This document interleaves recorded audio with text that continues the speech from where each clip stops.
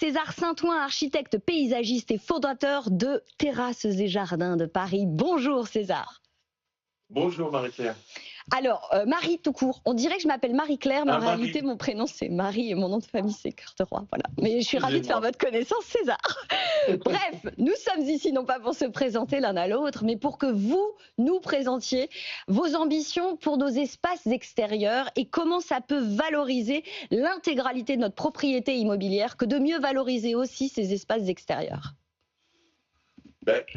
Très souvent, on est appelé pour aménager des espaces extérieurs de A à Z, on va dire, mais il se trouve que parfois, on est aussi appelé pour une vente.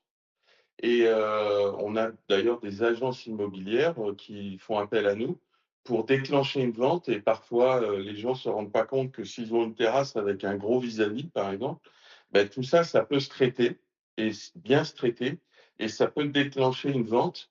Et on a le cas assez souvent, hein, dans l'année, je dirais une dizaine de cas, où des ventes se sont déclenchées beaucoup plus rapidement sur des biens où le vendeur a investi un peu d'argent sur l'aménagement de sa terrasse ou de son jardin. Et évidemment, les gens ont du mal un petit peu à se projeter en extérieur, en intérieur un peu plus, mais en extérieur, ils ont du mal à avoir déjà ce que le végétal peut amener, l'aménagement, les niveaux, la lumière, la pergola, enfin tout ce qu'on peut, nous, chez Terrasses et Jardins de Paris, faire, qui fait que le bien change complètement d'aspect. Il ne faut pas oublier que très souvent, les architectes d'intérieur qui nous interrogent nous disent dans un salon, il y a une grande baie vitrée, c'est le plus grand tableau qu'il y a dans la pièce.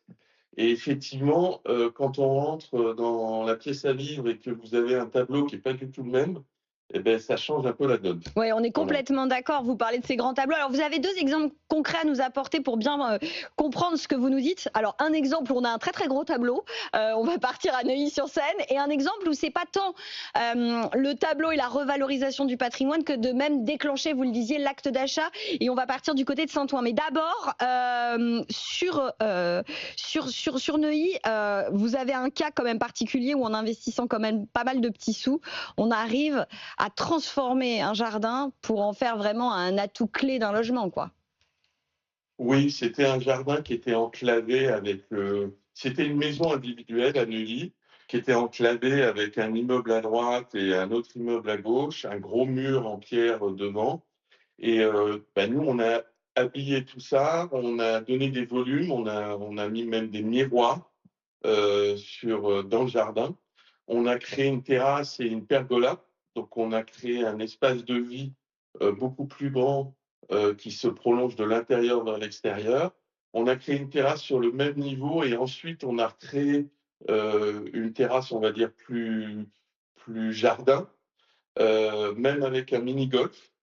Et il se trouve que cette personne, pour des raisons professionnelles, a dû, à la fin de tous ses travaux, vendre. Et la valorisation du bien, il m'a dit, moi je pense que c'est un peu plus, mais il m'a dit qu'il avait vendu 30% plus cher.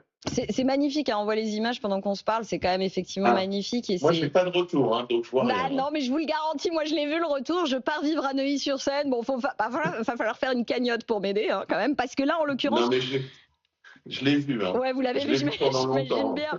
Mais là, en l'occurrence, on parle quand même d'un bien immobilier acheté à 4,7 millions d'euros en 2021 et revendu donc 2 ans plus tard à 6,2 millions d'euros.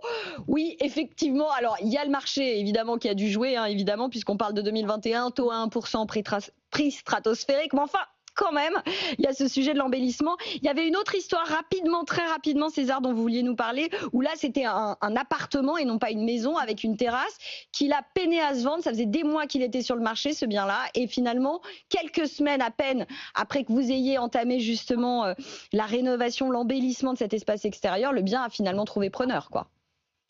Oui, parce que d'abord, vous comprenez bien qu'il n'y a pas besoin d'être un très grand architecte paysagiste pour comprendre que depuis le Covid et même avant, les espaces extérieurs sur Paris ou dans les métropoles sont quand même des espaces rares. Les gens se sont rendus compte que c'était un espace de vie qui pouvait avoir du sens après le Covid. Et donc, là, les gens se projetaient pas, c'était pas très joli avant, on va dire. Et là, le fait d'avoir des beaux végétaux, de traiter le vis-à-vis, d'avoir une belle lumière, ça a déclenché le côté waouh.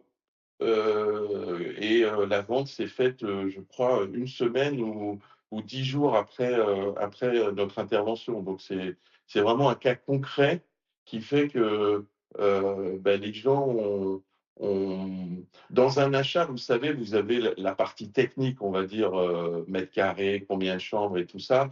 Mais la partie qui n'est pas palpable et qui fait l'acte d'achat et qui diminue, on va dire, l'attente de vente, c'est ça qui fait la différence, hein. C'est clair. Eh ben, en tout cas, César, je pense que le message est passé pour toutes celles et ceux qui veulent revaloriser leur patrimoine ou accélérer la vente de leurs biens immobiliers. Si vous avez un espace extérieur, pensez à l'embellir. Ça vous fera du bien à vous-même et puis ça vous fera gagner peut-être en prix si vous devez le revendre. Merci César. César Saint-Ouen, architecte paysagiste et fondateur de Terrasses et Jardins de Paris. Tout de suite, c'est l'heure des débats et du meublé.